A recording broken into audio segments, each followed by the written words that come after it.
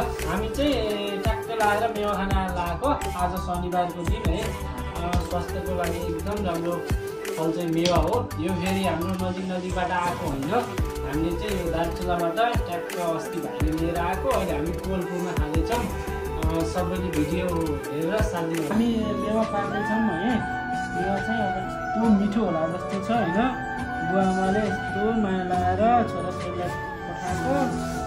भाइ अस्ति भन्दाखेरि ट्याक्क लिएर आएको होइन।